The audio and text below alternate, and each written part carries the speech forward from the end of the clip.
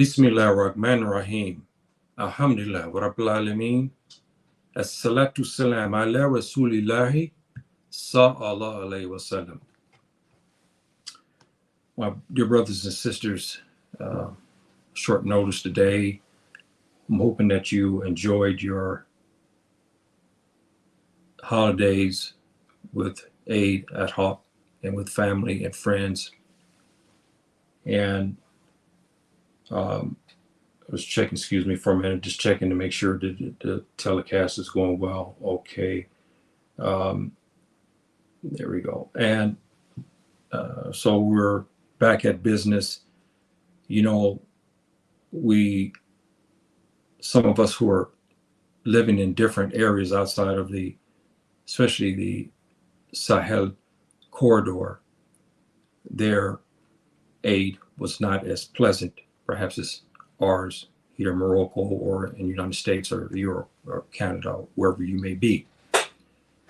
And, you know, it's really getting to the point with the recent developments, which I will cover, inshallah ta'ala, in a day or so, about the Wagner Group.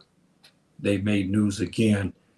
Of course, you know what's happening in Russia, but not only that, but they're dangerous and treacherous acts that they've been committing. And now we know, remember 2 weeks ago or so, I gave you the horrible story of Mali, of the 500 Fulani men, women, children that were slaughtered. We know now who was behind that, and it was not the Americans, but the Wagner Group, Russia. They were there at the scene of the crime. And so I'll be covering some aspects of this in a day or so, inshallah ta'ala, bi'ithnillah. Well, let me give you my felicitations. Assalamu alaikum rahmatullahi wa barakatuh. Lilikwani fati fi din. Salamu mani excuse me. Ekwani fati fi Africa, Europa, America, or fully McCann. I got a lot of thoughts in my head. I was thinking about what's going on in Central African Republic. So please forgive me. And Anjurama, my full-bed community, and my brothers and sisters everywhere you may be. And, you know, I'm starting back at this because we must cover, you know, I've been through the regions and so forth and so on, the states in the Sahel. Now we're going to cover about Niger. And each of the states, you notice they have its own different dynamics, but we have one central theme is one, Islam, the insurgency, Islamic insurgency, the jihad that's in it, plus the abuse, the murdering of Fulani. That is seen to be every Sahel state, especially to the west, to the central, is mired by that of what they're doing to the Fulani people. Niger is no different. And what makes it very interesting about Niger is that here you actually have coordinated attacks, which the others were not as, you had some here, you had some here. Here in Niger, you have coordinated attacks from many ethnic groups against the Fulani. And so it's a dangerous, and it's the weakest link that we know of in the Central Sahel right now. At the weakest, it can be taken at any time if there is a coordinated attack. So when we look at this here, brothers and sisters, you see Niger, you see Mali, you see Burkina Faso. This corridor right here is vital because if either one of these fall, the other two will fall. If Niger falls first, the other two are going to follow. If Mali falls first, then Niger and Burkina Faso will fall as well. What's holding up these states is only subhanahu wa ta'ala. It's not the Russians, it's not the Americans or the French or the UN, because the UN has been thrown out of Mali. The Americans their presence is very little, but the Russians are there. But Russians have been there for a while, and they have not been quelled. One thing about them, they admit the situation is dire. They're not going to be able to take out these groups. There's too many of them. and the terrain is so treacherous. And you think about it, these are Russians, and now we're getting close to the time, especially in the northern tier, where you have very hot weather. You're talking about weather that's 110, 120, 130, and I don't care who you are. If you are a Tubab, this weather is not conducive for you. No different than you take a black man from Ghana. I'm not talking about those who've been living in Europe for a long period of time, because you be able to adapt. But you can't just go from Ghana one day and jump into say Moscow one day during the winter months and expect to adapt within an hour. It's not going to happen, because it's not conducive for us who are Africans to be in this kind of cold weather. And same thing with them. And they loaded with a lot of equipment. But we have a dangerous situation that's brewing in Niger. And I'm going to talk about that, because we need to talk about that. And again, brothers and sisters, we go back to the same central theme. We have everybody who wants to gang up on the Fulani people. It's by design. And this is what's causing the major insurgency. Okay, now let me talk to some people here. Assalamu alaikum, my dear brother Marcus, and Mustafa. Assalamu alaikum, my dear brother. Jazakallah khair, my dear brother Mustafa.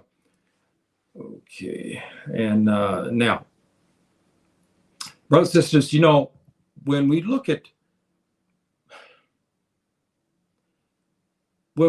this, this is not, excuse me. I'm looking at this is the, ooh, you know what, this is not right here. Okay, wait a minute here. Yeah, here we go.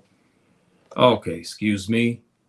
There we go. Now, Niger is the weakest and the most likely state to be overrun by the Futafula, by the Mujahideen, and there's a reason for that. In retrospect, Niger would fall. So goes, as you heard me, any one of those three that I showed you in the map fall, the other two are going to fall right behind it. And I want to make sure we have an understanding something, because you read crazy stuff from the West. This is not a black-white thing either. Please, brothers and sisters, get that out of your mind. Only the United States CNN and MSNBC peddle that kind of trash. This is not a white man, black man thing, okay? Or white Arab versus a black African. Please, it's not about this. I'll show you this, what I'm talking about, because if you don't have a play card, again, it's like Sudan. One is classified one thing, he is black as the night, and the other one is much lighter than the other, and one is classified as Arab, and the other one is not classified as Arab. You understand? So we have the same dynamics in Niger. And I'll give you an example of what I'm talking about. Here, oh boy, okay, now where are you at here? Okay, this brother here is classified as Tuareg.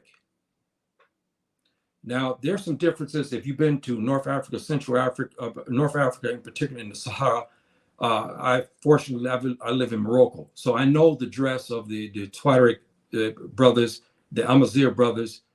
They dress like this, and they range again from very light-skinned to very, very, like almost blue-black in color. This brother here is closer to a blue-black color. Remember, like in Sudan, remember we talked about the green blacks and blue blacks. This brother here is a vice mayor in a city in Niger. He's been talking about trying to mend the fences between the Tuareg and the Fulani. And you can see here, again, brothers and sisters, this is not a black thing or a white thing, because when you see this brother here, they're both black. He's Fulani.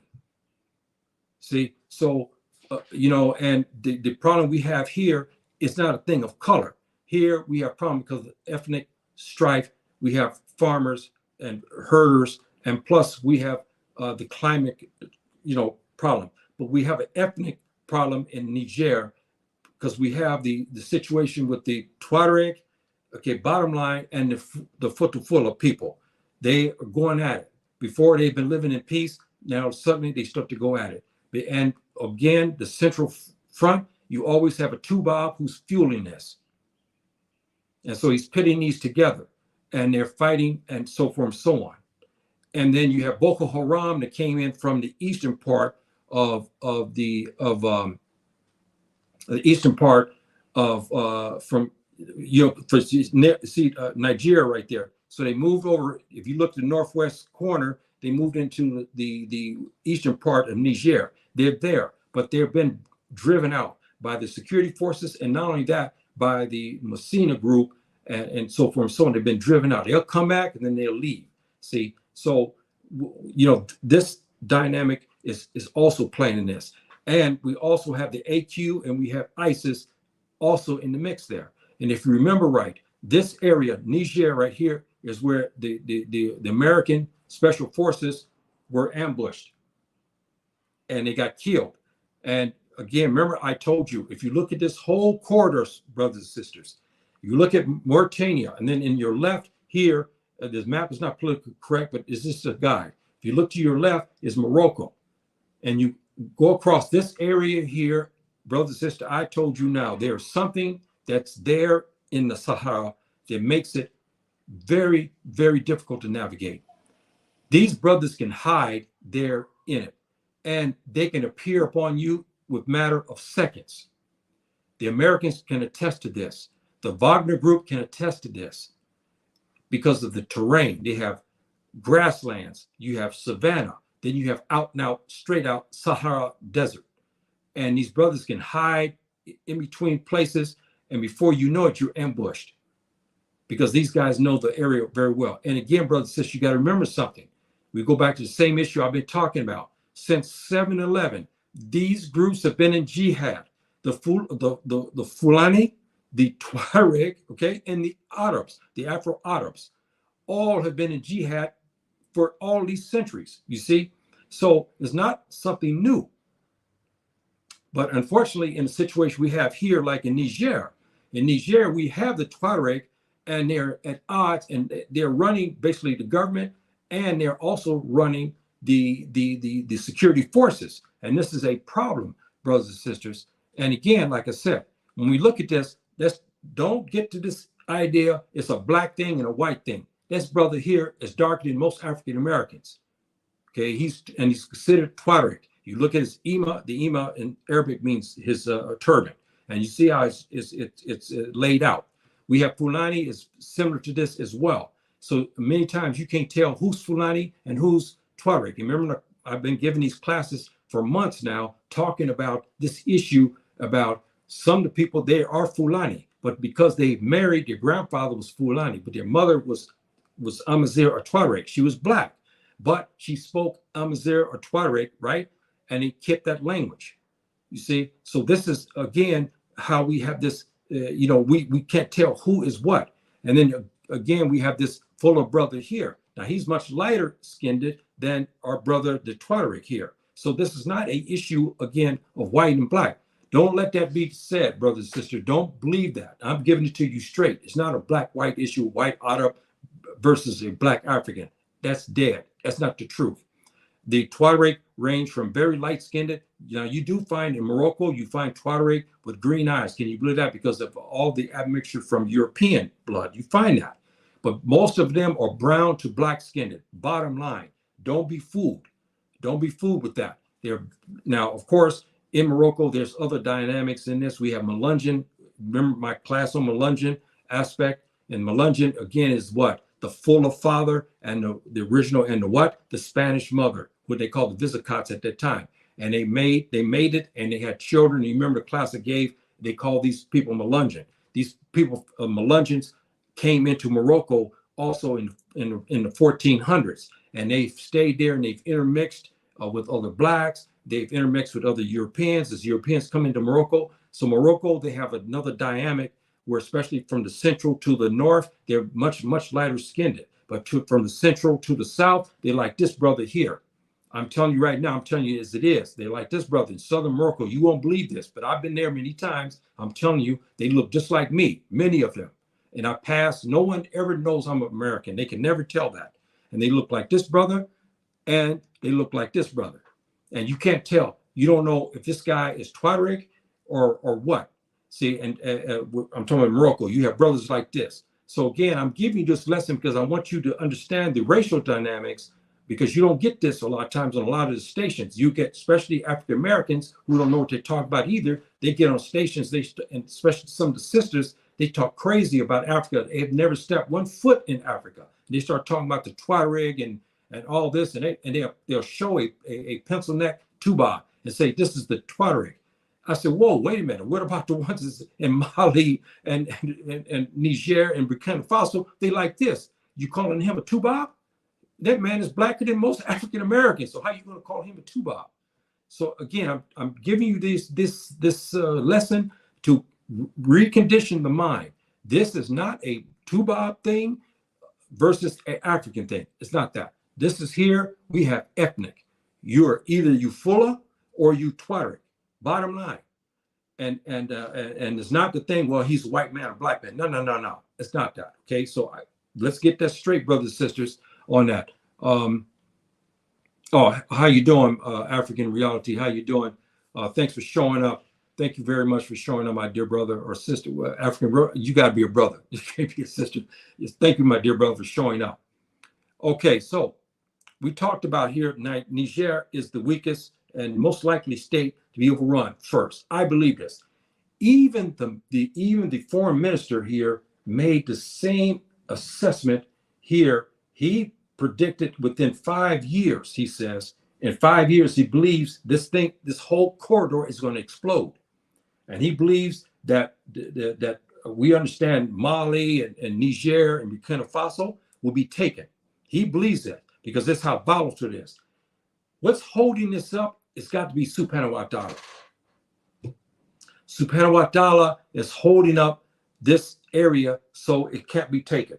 It's his decision when he's going to allow the Fula and the Afro-Arab and the Afro-Tuaregs to get together and finally mold this together and overrun the Sahel region because they have the manpower to do it.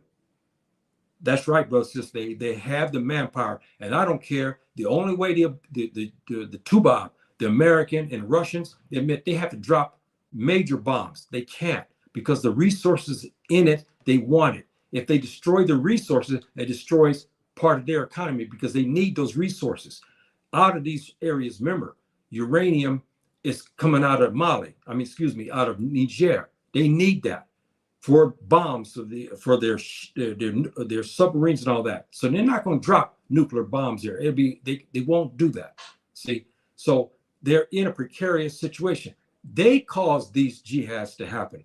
See, this is what is funny. And now, again, the Americans are noted for this. They'll go in and push black faces to go after other black faces.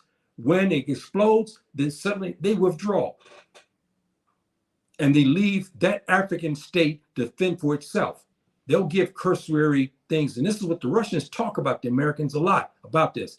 They say, you go in, you start. It's like a punk. Remember, like in the hood, it's like one punk. He can't fight anybody, like he's sitting there. And so he'll agitate one group. When the group begin to run after him, he runs away and he lets the big boys come behind him to fight it out.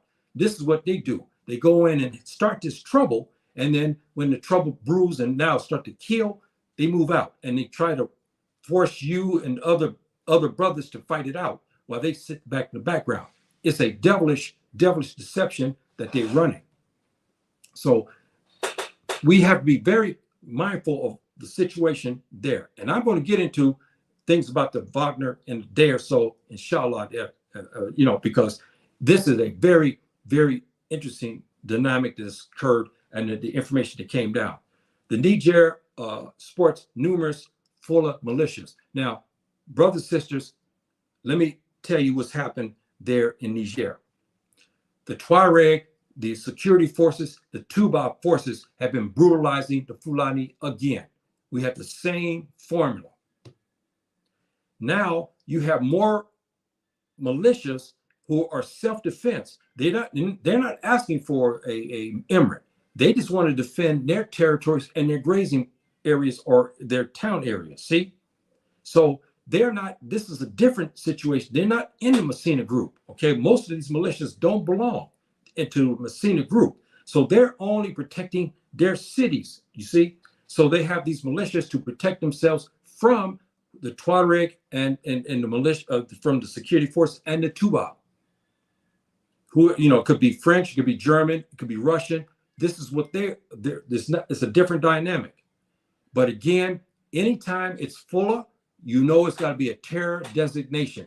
Even though you're getting blown away, they still put terror designation. Here you're getting bombed and killed, and they're putting a terror designation on you. But those who's bombing you and killing you, they don't put a terror designation on them, which is it's asinine how they got this terror designation. You know, ones who's doing the killing, who kill 500 people, they're not called terrorists. But those who defend themselves in their villages are called terrorists. Because the minute they say, oh, Yahya and Mohammed, Ahmed, guess what they are? They're Fulani. Oh, they're terrorists. But the minute you say the guy's a Tuareg or he's a Tuba, they're not terrorists. This is a sad reality, brothers and sisters, but this is the way it is, unfortunately. The radicalization and militancy is caused by insecurity and government ineptitude. The government is so inept, brothers and sisters. We have to say it as it is. It's why it's so weak. And then the food insecurities and all this stuff's added to it. Then you have people fighting for food. This is where some of the conflict goes. And then now it's time to settle old scores because of what has happened in the previous, you know, Emirates, right? The Fulani has been running Emirates in and out of there for centuries upon centuries. So all this mixed in, and now you have the explosion that's going on between the Tuareg and again against the Fulani. So again, we look at this, brothers and sisters, and we see this dynamic, and you look at this, you put this into mind. You look at the northern region of Niger. This is the Tuareg stronghold, okay? And now, when you go to the south, this is mixed, but you have Fulani stronghold, and then to the east over where it says we're near Chad, we have, remember, Boko Haram is coming in and out of this region. But Boko Haram, again, this is why I have my beef with them. Why aren't they, okay, they should, because the Canary people are very close to the Fulani people. Okay, we're cousins. Why are not they augmenting their Fulani brothers in Niger and fighting against the marauding of the Tuareg? They don't do it. You see, they rather go and kidnap Fulani children and women. We know the Fulani women are beautiful. We know this, okay? They go there to kidnap some of these sisters and sell them or get married to them, whatever the situation is. But they got a fight on their hand. Now they got somebody to fight them back. They should be, if they went to Niger and said, okay, hey, Fulani brothers, let's get together and let's take them on. They don't do that. That's why I have my beef with Boko Haram. So, you know, they talking about they want to fight for the Sharia, they want to fight for Islamic State and all this type of thing, right? Then why don't they go in there and fight when they should be fighting? But no, they want to kidnap. They want to set pipe bombs in places like that, like the AQ and IS does. And this is why we have a problem with them, a serious problem with their Islamic thinking is wrong. So again, brothers and sisters, we see this thing. However, as the Sahelian states, the security forces, now, what's the common thing? They kill 3 times more civilians. It's the same formula, brothers and sisters. They go to a Fula village and they kill them, and then they call them Mujahideen, when it's not. They're civilians. Even the UN has now chided them for this. So the Tuareg militias and the security forces, along with Tuba forces, are killing Fulani civilians again. It's the same formula. So when the Fula said, okay, you killed my people in my village, I will get together now and I'll start to kill in revenge. This is what they do. The terror designation is thrown on them, but not those who killed their families. And this statistic here is bad. 3 times. So you got three or four more people here. One is Mujahideen. He most likely won't be shot and killed, but his kinfolk will be killed. This is essentially what has happened here. His kinfolk will be killed. This is by design, brothers and sisters. It's very, very telling. It's by design. It says here that I was looking at this one, the UN Commission, they're talking about this in the developments. Here in 2022, late 2022, the recruitment, they recruited in Niger, almost 50,000 people to fight against the who? The Fulani. Can you believe this? 50,000 they recruited, and to fight along with the army and whatnot. And who did they kill? The civilians of the Fulani. They admit this now. They said the fighters and the security forces accused suspected of supporting the militants. 300 civilians were massacred. Now, this is not the same 500 like in Mali. 300 were killed in attacks by these security forces, and they were Fulani. This is last year. Okay, last year. 2 years before that, 100. Now it went to 300. 300 they just killed here about 8 months ago or so. So again, the losses, they killed the elderly, women and children. This is the same thing again. The same formula, brothers and sisters. They're targeting our people. They're targeting our people, bottom line, and they're killing them. They're killing them. And the Mujahideen are not being killed, okay? But our kinfolk are being killed. Again, proving what I was saying to you, that the Fulani are not in jihad just because they're evil people. That's not the case. I'm giving you more statistics. Remember I gave you the thing what's happening in Mali? Here it is. It's even admitted by the UN that the security, they recruited 50,000 people, other ethnic groups, to fight the Fulani in Niger. 50,000 they recruited to fight the Fulani. And what did they do?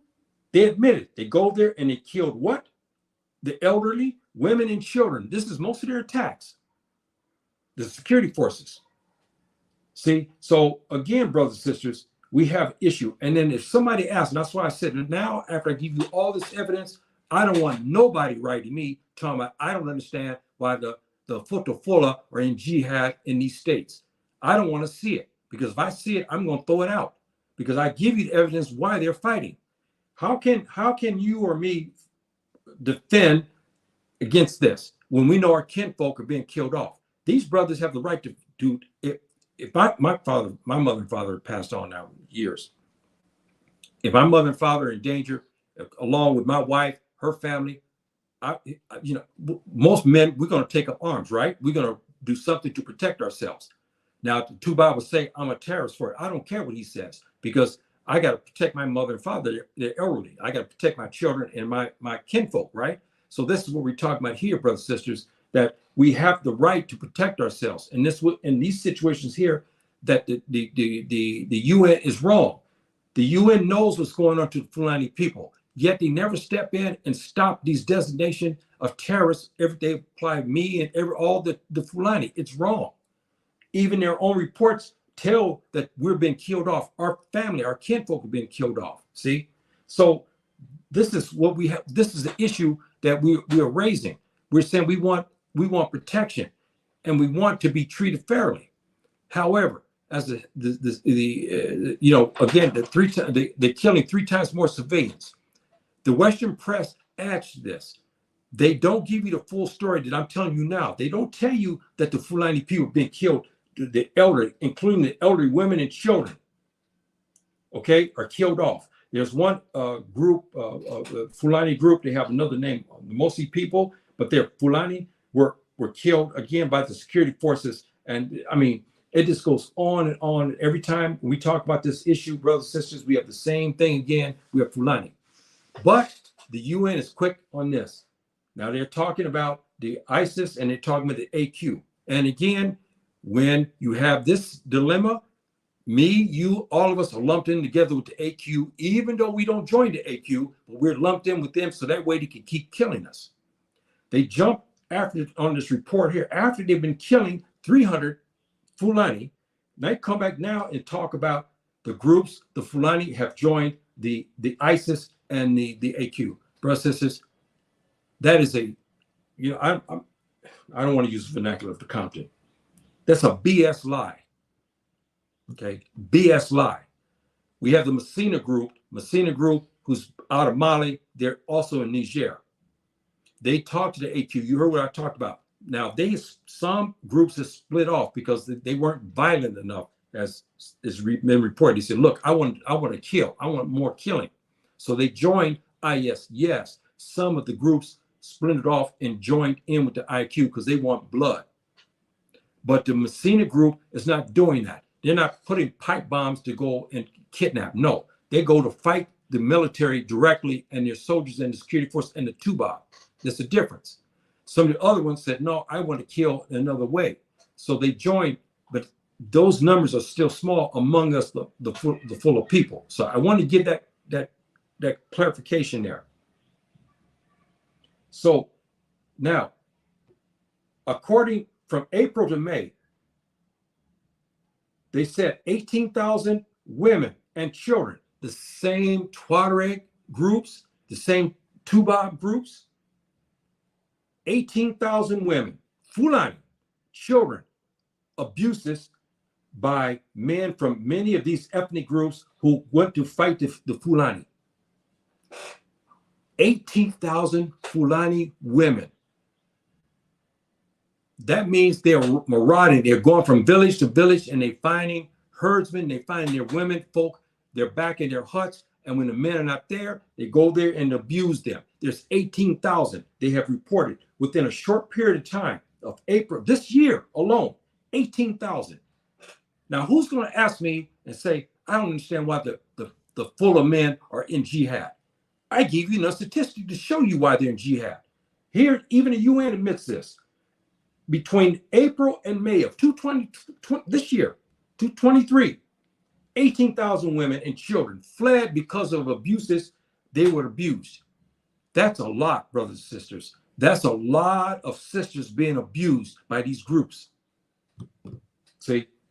So now you understand why our brothers are fighting and everything. And again, I must add, yes, we have the Sharia law and we have rules to this.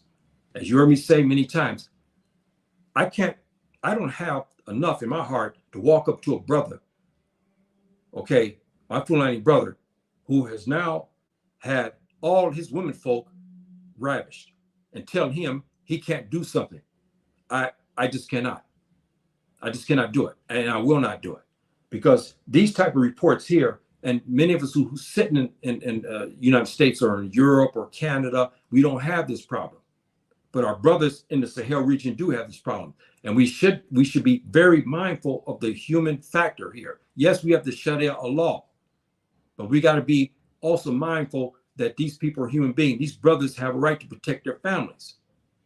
Because the government's not doing it, the UN is not doing it, nobody's protecting themselves. So they have to join into militias to protect themselves from this type of thing, these marauders. They have to. Now, the UN also reported they have now found 200 graves, okay, dug up graves, children, and so forth in it, okay? Now, this goes with, they're killing our people. They're killing them. And they found 200 grave violations. They kill women and children, and they put them in, mass graves. 10 here, 20 here, 30 here. It's a killing zone. Killing zone. So I'm giving you that. I'm not going to stay all on that because I gave you enough that you could understand why the brothers are fighting in the Sahel region and why they're killing. When you go to kill their kinfolk, they have so much, sadness in their heart. So they go back over to the Tuareg and they begin to kill them the same way they killed their folk. So we have this, this one-upmanship. They're killing off one another. They go to Fulani to kill them. Fulani come back to go kill their kinfolk. This is what, again, the same issue. It's unfortunate. It's unfortunate this situation is happening. The extraordinary judicial killings of the Fulani is bad in Niger. That's why I told you, brother, sister, it's ready to be taken. If we take the Fulani herdsmen, the Mujahideen Fulani herdsmen, I'm not talking about the bandit criminal elements. Or even if they did it and they went and stopped this stuff, they got together along with Boko Haram. They got together with the Messina group and also the other splinter groups. Okay, let's look at this again. Oh, excuse me here. They could take Niger.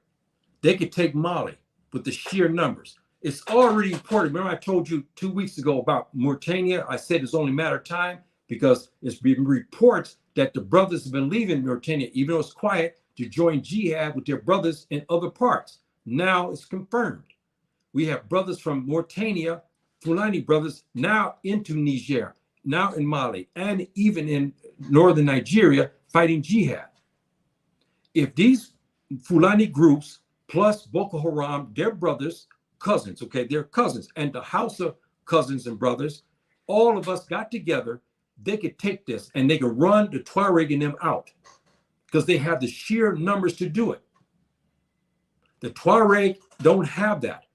We are the most numerous in this region. Now, I'm just talking to you and give you analysis of the situation. See, and it's a possibility, because if you have extraordinary judicial killings like this, marauding by government forces, and nobody's, I mean, the police, everybody is doing this to you. I mean, I don't know what you can do. The only thing you can do is stand there and be killed and wait your turn to be killed. How can any of us tell our brothers to sit there in Niger and wait their turn to be killed, sit in their home and wait for these marauders to come to take him and then ravage his wife first and then kill him? How can we ask them to do that? We can't. They have their right to be protected. And then and the Fulani and the group, the military and all that is not doing it. The Mujahideen groups, whether defensive or offensive, and their names are okay, that's another issue. I talked about the names and so forth. Again, brothers and sisters, here the Tuba forces have created names, and then again they've always put them with ISIS and the AQ, Al Qaeda. It's the same as always. See, that way when you read it, you say, "Oh, the Fulani, they're wrong. Why they joined?" Don't take that. They're not. There's only a few of us in ISIS. There's a few of us in AQ. The Boko Haram went with ISIS. We all know that. Boko Haram, not Fulani. They're Kanuri, okay? They're different ethnic group, but they are cousins. They are with them. The Fulani groups are not with ISIS and the AQ. Now, they may have a member here and there, but as a group, Messina are not with the ISIS or the AQ. But again, in order for the UN, everybody to justify killing them, they lump them together. See, so this is, and the media is an ally to security forces and the government forces by making the designation, by saying that you and me, or all of us are involved. We are part of the AQ and we're part of ISIS. And it's not the case, brothers and sisters. It's a blatant lie. Now, the Mujahideen groups are based upon the ethnic clans. Okay, the casualty rates, as you heard me talk about, of the civilians. The food deprivation is also used to decimate. Now, they'll go to cordon off an area. They can't defeat it. So what they do, they block out so you can't go get your food. Your cattle can't go and graze. So your cattle begin to dry because they need water. So they block that off. This is another thing that they do in Niger against the Fulani people. And it's a slow death because they got you cornered into your area. So they don't attack you, but they put a blockade around you so you can't go and graze your animals. Your animals need water. They need grazing, but they can't do it. So the animals die. This is another slow death that they do to the Fulani people. See, so I'm giving you all of this, brothers and sisters, so you can discern, you can understand what's going on with the Fulani people and this region. And you shouldn't be so quick when you see BBC, CNN, and all these others when they begin to talk about issues like this. You have to look at both sides of the picture. Yes, the Fulani are wrong in this sense that they retaliate. They're not doing it per the Sharia law, because they should not go back to a Tuareg village and kill their kinfolk. This is not the Sharia. And this is what I'm talking about. But I cannot tell him, don't protect yourself. But I would never tell him, yeah, you go and kill Tuareg in revenge. I can't tell him that because it's wrong. See, it's wrong. And this is why I said to you before, why we need the Sharia law as governance, not democratic ways and means, because democratic ways and means is what's killing all Black folk, period. If we have the Sharia, this type of stuff will be ended, because you would take the criminals and you be able to punish them under the Sharia. and you bring these people together, and they don't want to be punished under the Sharia. Under democratic ways of being, who's being supported by the Tuba? There you see they abuse the population, they steal from them, and they're protected. And I'll get a little bit into that. Here, the work with the Fulani, herders. Now let me say this in Niger. Some of our Tuareg brothers and our Fulani brothers, they did get together. They tried to work out their differences.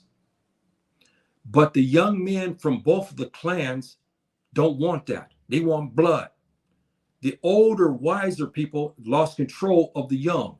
The young Fulani brothers said, no, I want to kill some Tuareg because what they've done. The Tuareg said, look, I want to go after the Fula people because what they've done. See? So they can't bring them together. The older got together and say, look, we need to do this to work out these issues. But the young don't want to do it. They want blood. And this is a problem. See? So, again, this is a very, very delicate situation. But I'm giving it to you. Again, the foreign minister of Niger said that this place is ready to explode. And you give it another 5 years, he believed that this area will be under flames and it'll be taken over. So we have to see who's going to prevail in this. If they're going to get together to take these people out, or what's going to happen, we do not know. But he predicts that. Now, there's a nice article, again, not supported by the UN, but this one writer talked about guns won't win this war. It won't. Remember, I've been telling you before, brothers and sisters, the military wings of the Tuba forces, the Western forces, cannot quell this with the gun. Can't do it. They can't do it. And so this is why we have this problem as we see here now. And when the U.S. have sent the special forces in the region, they got spanked, in Niger in particular. See, so they learned a lesson that it's not easy to walk in with white faces and they expect the brothers to fall down. They got ambushed and got killed.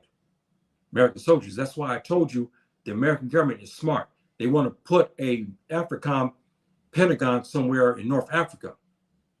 And they direct black faces, the Malian forces, Burkina Faso and all these others to get together to go kill other black folk while they sit back there in the back and at the Pentagon and the AFRICOM and give orders. They don't want to send their soldiers there to get killed. So they're going to send other African to go fight other Africans. This is what they want to do. That's why I said the North African governments, whoever going to house them, say no to them.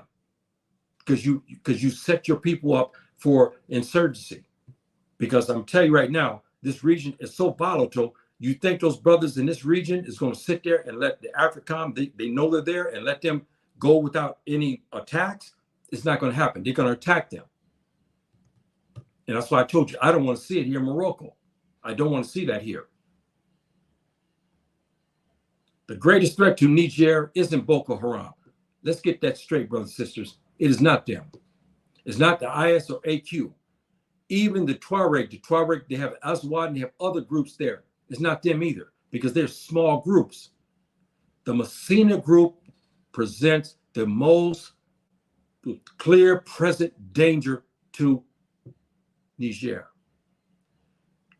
When they call for the major jihad, brothers and sisters, which they call for a minor jihad, and we have brothers coming from everywhere in Mali.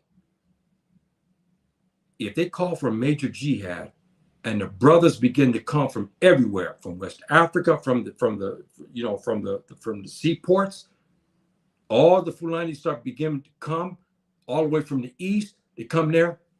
I'm telling you again, they'll be able to take most of that region out. I'm telling you, brothers and sisters, I'm telling you like it is. Let's look at this map again. You look at Mali. You see where underneath the word Mali, if you look at a map, you'll see the area called Messina. That's where remember the Emirates I gave you the class on the other day. Now, Messina group runs all the way to Mauritania, to your left, all the way running into Niger. If they call for jihad, calling up all the Fulani herdsmen from everywhere, from Senegal to Guinea-Conakry, Guinea-Bissau, from the Gambia, from Ghana, all these regions, even from Nigeria, and they begin to answer the call, and they go in Niger, they could take it. They could take it, brothers. I'm telling you, they can take this area. And it'll be a lot of killing, but I can see it happening. But Subhanahu wa ta'ala right now is not giving this preference to them right now. They're not giving them that. And so and Subhanahu wa ta'ala said it's not time for that yet. So he's not allowing for these groups to get together yet and to manifest itself into one group to go to fight. So now they're in splinter groups, which makes it very difficult for the Western forces to defeat them because there's so many, and they're here, and the terrain of the savannah and the Sahel and the desert, the Sahara, is very difficult. But it's coming. We know that they will organize, but who will be in charge? I don't know but the Niger foreign minister claims within 5 years he believed that they'll be overrun. He believed that, and he's living there, so he has more of a insight than we do. See, so boy, we have a situation, and I'm gonna tell you, to be honest, my personal opinion in this: the AQ and the IS have no damn business being there. Yeah, you heard me right. They have no damn business being there, because they have taken homegrown brothers to join their forces, but they're small.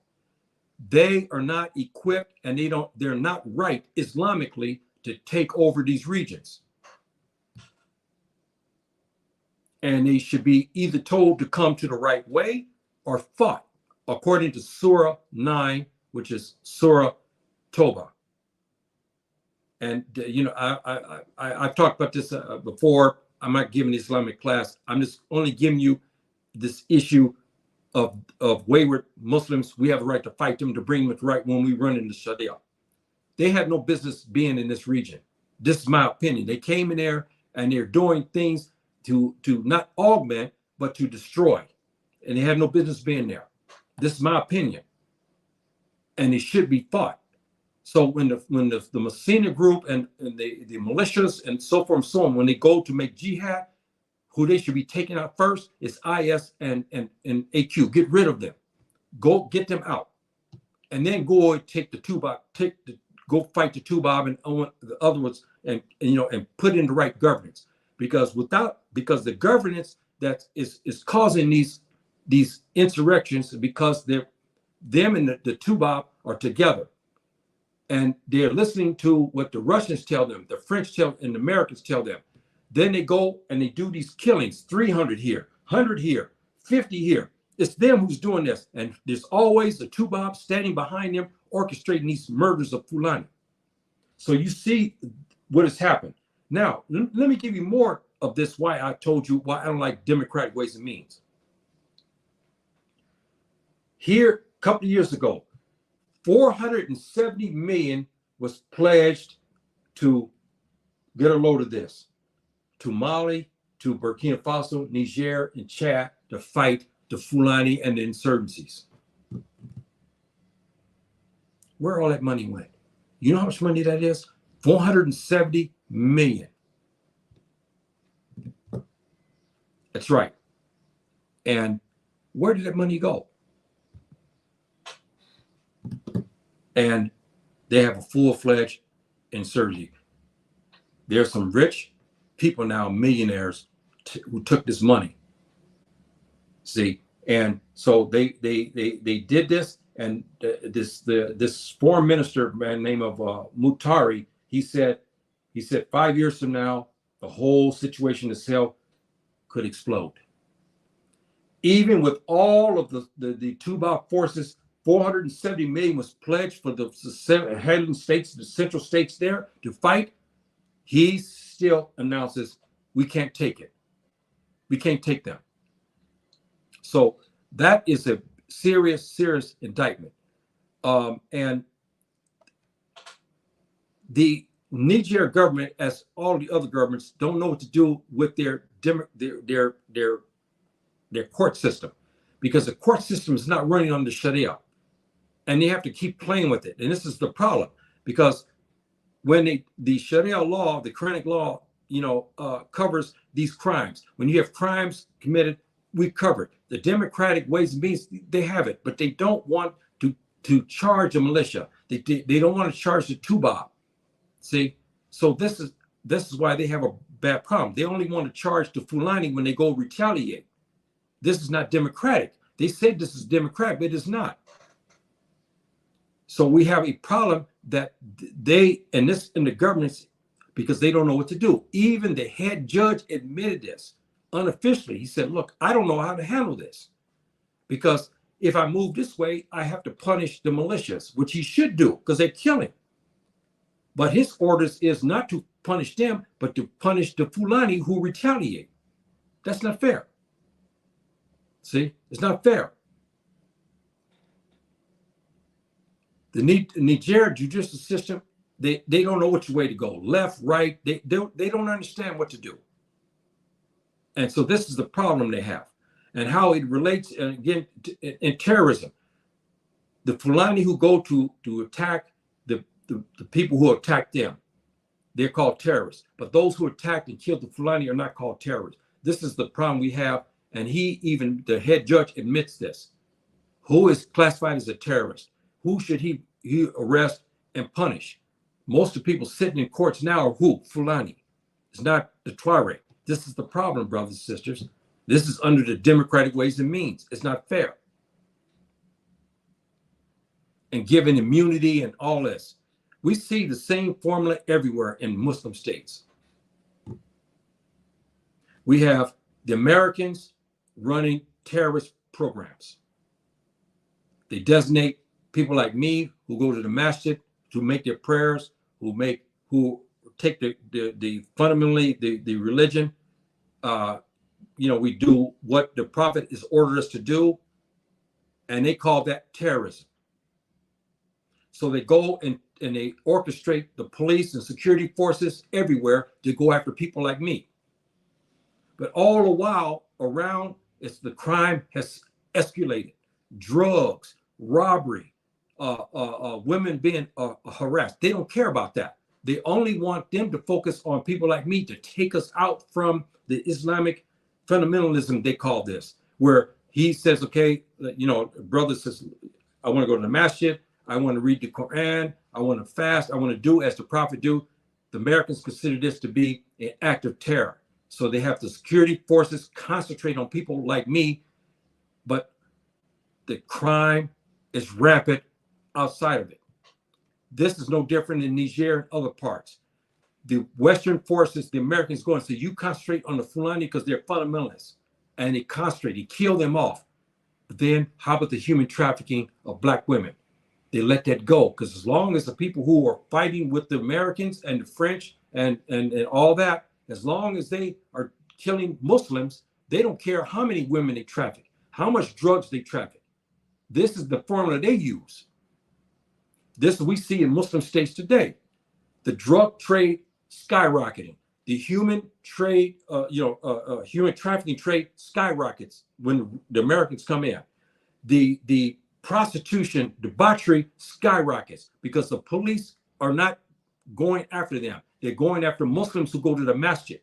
They're going after Muslims who pray together, or Muslims who are hafizing the Quran and all this. They focus on them. This is why the Americans, I tell them, I don't care what they say. They will never win in this situation, because Subhanahu wa ta'ala told us in the Quran about them. He said they will spend their last dollar trying to defeat Islam.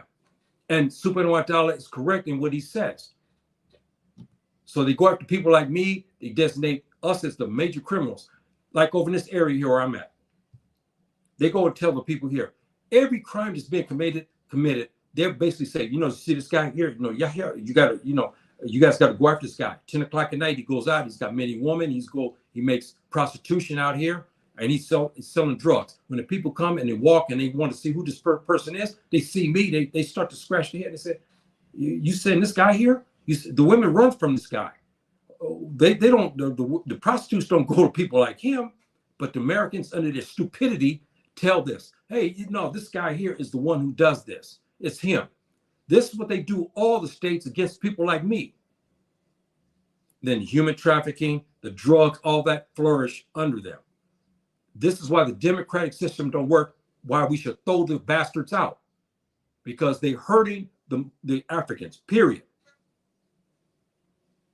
And the most law-abiding people are people like us, because we're running under the Sharia, under the strict code of the Sharia. We don't go and sell drugs. We don't go out on our wives. We don't go out and hang around on the street corners and sell drugs. The fundamentalist Muslims doesn't do that. We're the most law-abiding. But they switched this around. And this is why this type of situation here, and the judge said it right in Niger, he doesn't know how to handle it anymore, because he's being pushed to go after strong Muslims, but those who are making crimes of human trafficking and all the stuff are told to leave them alone. But this is a very, very, very, very damning situation. Very, very damning situation. And I have to tell you the truth on this, because this is the formula that is used. The Tuba forces, militias destroying the judicial system. Everywhere. I don't care, North Africa, Middle East, the judicial system is so wrecked. They don't know which way to turn, because the Tuba, the embassies and so forth get in there and they tell them, they say, look, this is what we want you to do. We want you to prosecute these people here. We want you to go after these people here, as you heard me say. And look at Niger. Even the judges admitted this, because the judicial system is so corrupted now. People can't get arrested. Families, communities come say, hey, they just trafficked all our women. They can't go after the people because they're ordered to go after strong fundamentalist Muslims. You see, they go after the Fulani. When the community goes to the police, say, hey, look, we got guys who are trafficking hashish. They just shot my son. They can't touch him, because some of those people are working against the Muslims and being protected by the Tuba forces. See, brothers and sisters, what I'm talking about? This is the corruption that happens when the Americans, in particular, get in the British, they get into the situation here, and they corrupt the judicial system. If they run under the Sharia, they'll be out of it. Those who's running drugs will be arrested. Those who are trafficking will be arrested. Those Muslims who claim to be fundamentalists and they're kidnapping and bombing will be arrested and prosecuted, and according to what they've done, executed, if they have the proof. This is the Sharia. This is how we keep law and order. See, we won't have prostitution on the corners. We won't have drug trafficking, because we would eliminate this. See, those who want to go to the masjid are free to go to the masjid. They want to come home after it. They want to study the Quran. They can do that under the Sharia. See, so this is what the difference between democratic ways and means. Look at United States. You see how things going on over there. You know, I mean, it's the same thing. And here, they can't even manage their own judicial system there, but they come over here to Morocco and on other countries and try to tell us how we're supposed to manage our judicial system when they can't even manage their own. It's so corrupted, they go after black and brown people there in the United States and leave the whites alone. See? So now they come here and they try to orchestrate and tell us how we're supposed to do the judicial system. And the Niger said it. He said, we are so confused, we don't know which way to turn. This is bad news, but at least he was man enough to admit that. Granted full immunity. You have drug traffickers, because they fight Muslims, are getting granted full immunity. They can, after they finish fighting the Muslims, they go sell the drugs. No police can touch them, because they got immunity. No court can prosecute them. This is under the American system in particular. Nobody can touch them. This is why in Muslim states today who are under the American agreement, the crime is skyrocketing because of this thing here. The criminals are given full immunity. But the people like me, they go after to put us in the court system, to take us out, see? And they use these guys to follow us to go to, they see, hey, look, this guy, yeah, you follow. And they get drug dealers, okay? Full-fledged drug dealers, hashish, and have them to go after Muslims like me, follow us to the store, follow us. And then after they finish, then they go sell the drugs. Nobody touches them. And that's why I got to talk it as it is, because this is why we have a full-fledged jihad. These mujahideen see this, and they see the injustices, and they fight. And because they've been killed as well. And this is why Sheikh Dudu, the major scholar of Islam that we have today, issued a proclamation about a year ago telling the Muslim rulers, go back to the Sharia to stop this madness. Stop all of this stuff. Because he's ordered that. He said, you should go back to the Sharia. We'll stop this. Human trafficking off the charts. Drug trafficking off the charts. Debauchery off the charts now, because the Americans and the French and all the Germans, everybody are running under this program. All this crimes under the off the charts now. Fundamentalism that they said they were supposed to stop has grown. Now we have guys who are now not fundamentalists, but they have been radicalized, meaning they've kind of bastardized the Sharia to fit their aim of violence. See, but people like me, we don't do this. We have to keep it even keel because we know the Sharia. The Sharia tells us you're not to go and do this. You do not have an order to commit these acts of violence. You don't have a right to go and kill the enemy in this regard. We know this fact. But some of our younger brothers and sisters don't know this. See, they don't understand the Sharia law, so they go to fight. And this is the problem that we have. And that's why I'm explaining this to you in this way. Again, I have to be long because I want you fully to understand this. So when you listen to this, you can understand the full angle of this. And even though I'm not sitting in Niger, I still face persecution like our brothers do. And it's still by the same white faces that are inflicting them in Nigeria and other places. There's afflicting me here as well.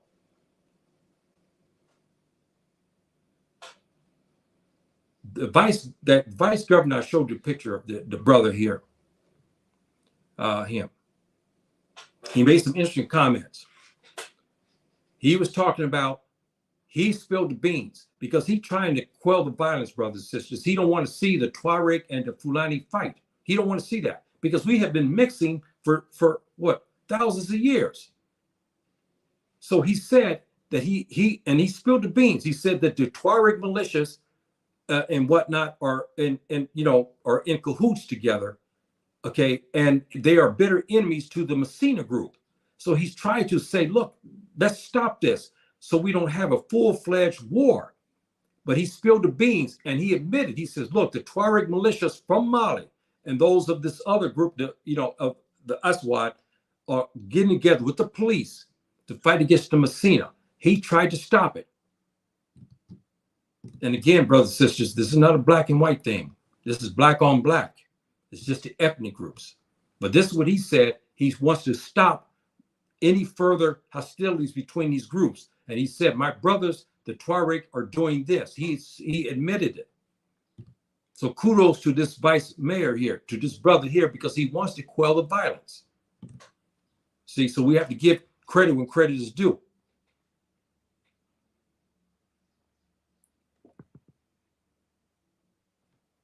And the Tuaregs in a position, they want to, on the western borders, they want to secure it and keep it for their own. It's a big mess, brothers and sisters, a big mess. And when we look at this map again, you look, as you heard me say, you look over to your left here, Niger, where that corridor is there, the Tuareg militias, as our vice mayor said, our Tuareg brother, he said they're operating on that border between Mali and Niger, and they're trying to secure it for the Tuareg. He said we shouldn't be doing this because we're going to cause a civil war. He doesn't want to see that happen. So he spilled the beans on his brothers. and told, look, our brothers are doing this. And then on top of that, they leave from the border region, as you see to your left, between Mali and Niger, and they begin to attack to the center and to the west of the Fulani villages. So he told what they were doing. Our brother explained it.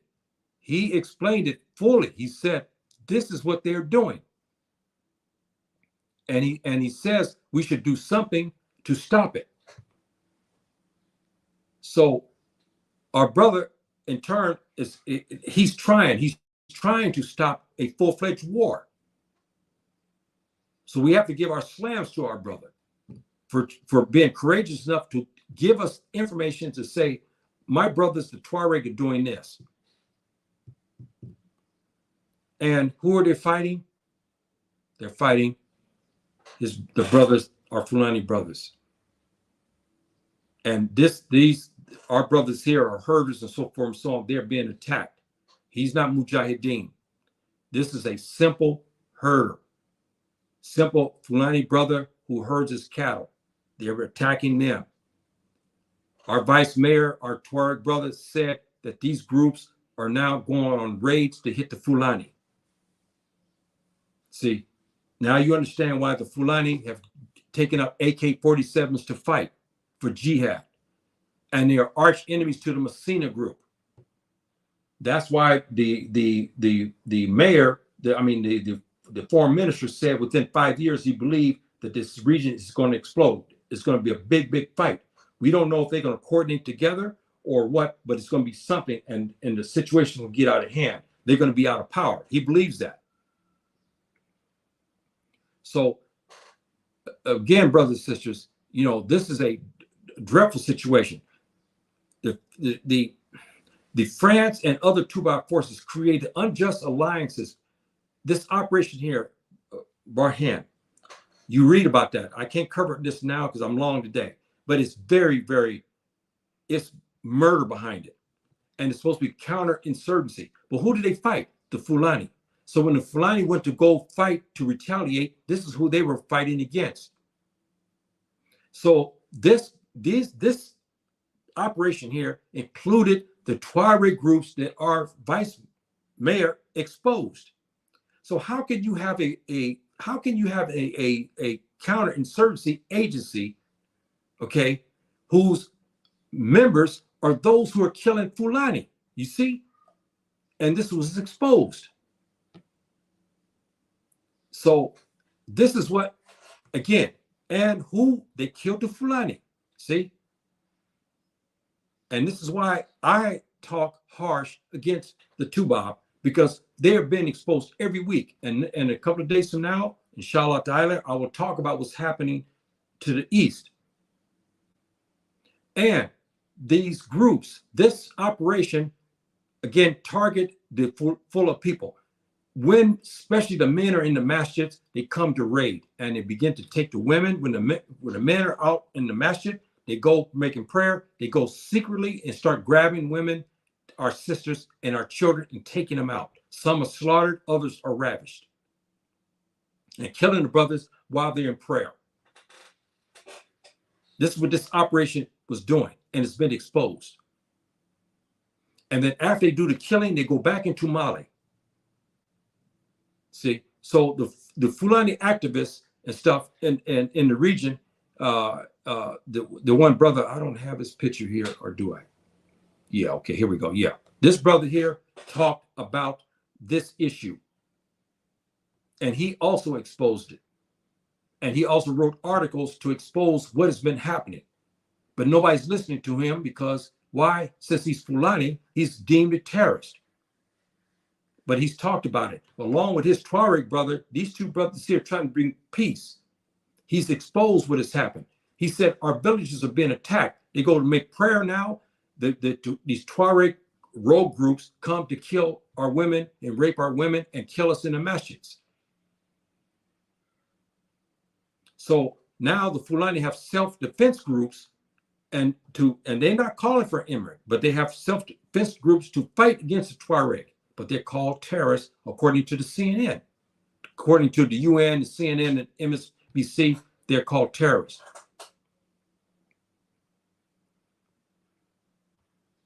The Niger military and police are laden with Tuareg. You know, and the head of the army has been linked to the rogue Tuareg groups who killed the Fulani. Can you believe that? He's the general, and he's Tuareg. The Tuareg are manning most of the security for posts there in Niger. Many of these groups, they're not Muslim. This is the other factor.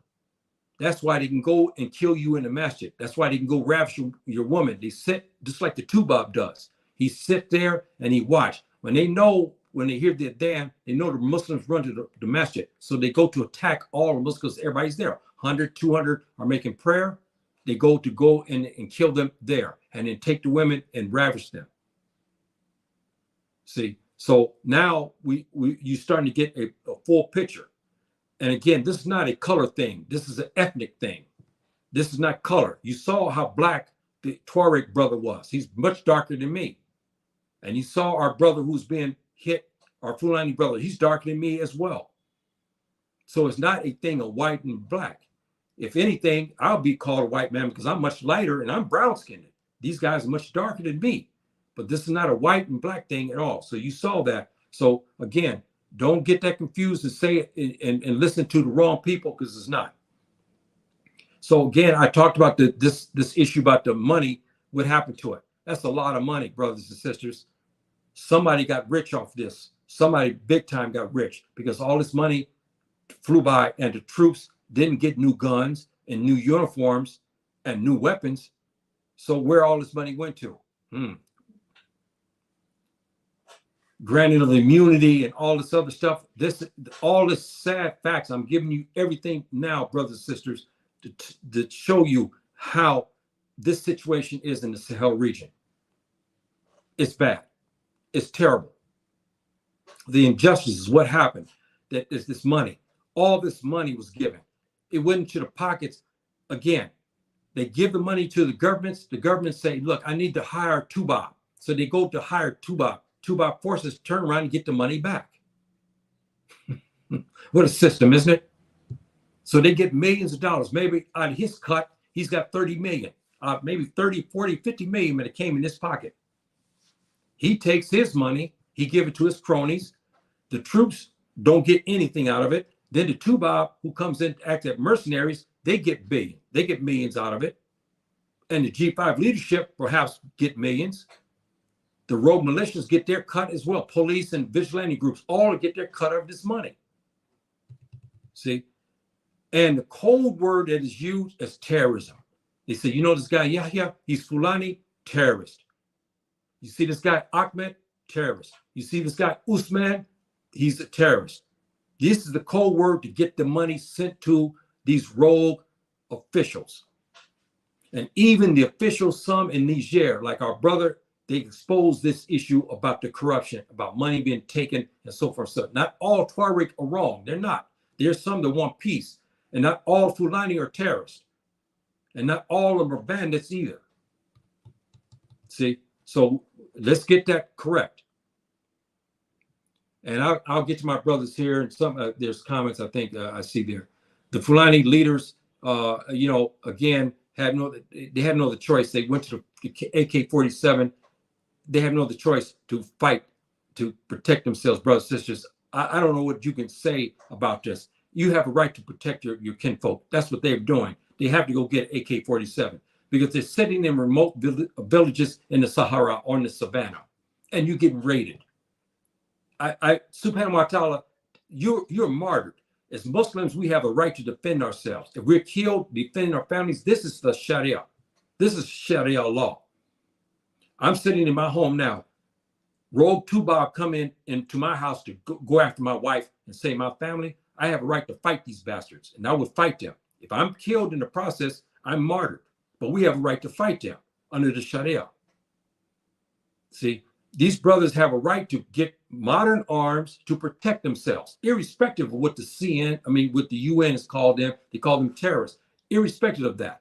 Let them call them that. They have a right to defend themselves.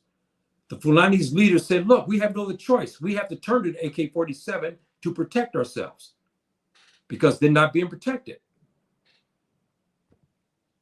So the fight Niger continues.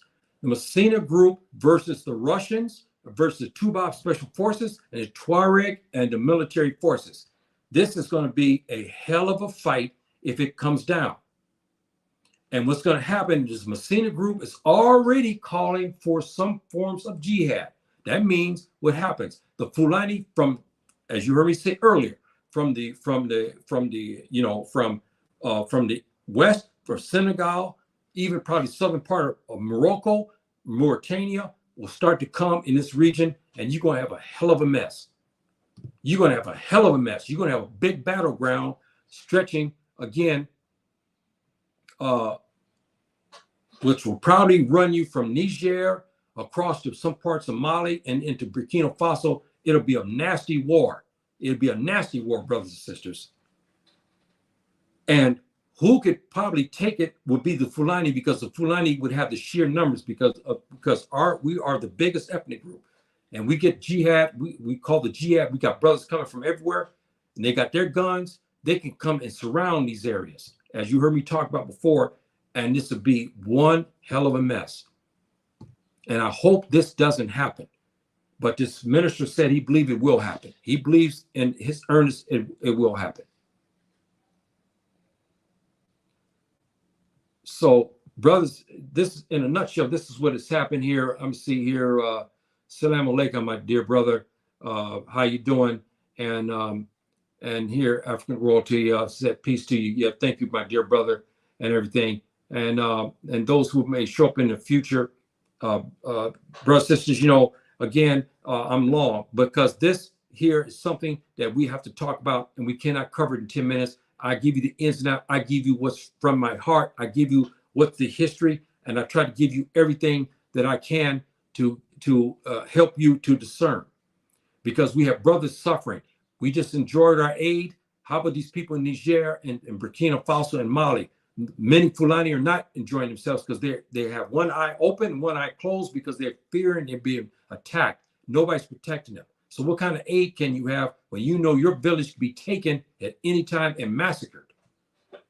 See, so even though we enjoy ourselves for the aid celebration for 3 days, those brothers and sisters in these regions are not celebrating that much. And you need to know what's happening with them. You need to know. Thank you, my dear brother. Assalamu alaikum, my dear brother Mustafa. Jazakallah khairan, my dear brother. Thank you for showing up. And rest of the brothers and sisters who will show up in the future. I am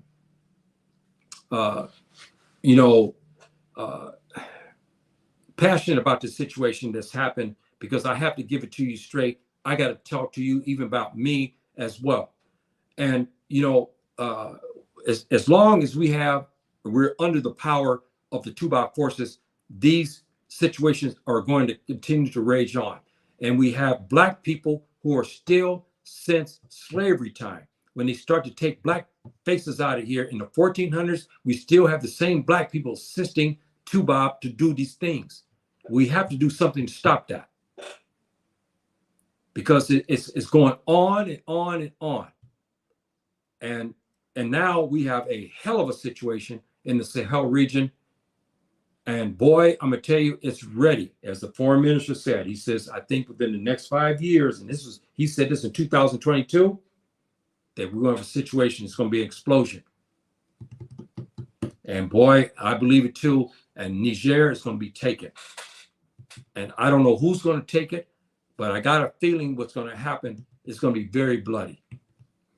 And you heard my point of view on this. I believe that the AQ and the ISIS will be taken out of the equation. They're going to be out of this. This is going to be between the rogue militia, Tuareg, and the Messina group they're going to battle it out. This is what I believe is going to happen.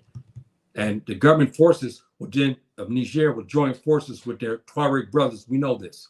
This is going to propel, again, the jihad of the Fulani brothers who will come in from northern Nigeria.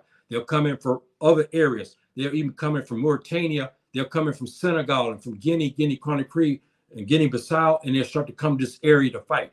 And we're going to have a major, major confrontation if this situation, way it's brewing, if it's not stopped and mediated, it's going this thing can get really nasty real quick, and there's going to be a lot of dying. And I hate to see that, and I don't want to see that. And I'm hoping that our brothers can get together and we can stop this. But we got to change the government, change it in the sense, meaning that they got to come up with the right governance so we can empower all the people. And as the head judge said, we have to do something on our judicial system because we have injustices, and he knows that. But he's powerless to stop it. And all this has to be done. We have to change our governments, not overthrow them. I'm not talking about that. I'm a Muslim. I'm not talking about that. I'm about to change them in their governance. It has to change, because under the Sharia law, I can't order something like this or ask for it because it's wrong. I cannot. So only thing I can ask is that our Muslim brothers who are ruling come to the right way under the Sharia law. As our great scholar and Sheikh Dudu of Mauritania, he ordered that all the Muslim leaders come back to the Sharia, and I echo his words in that. So my brothers and sisters, I'll leave you with that. And I hope you'll follow me here in a couple of days. I will go to another episode, again, talking about a situation that's very dire as well in a couple of days or so. Inshallah ta'ala. Assalamu alaikum. Rahmatullahi wa barakatuh.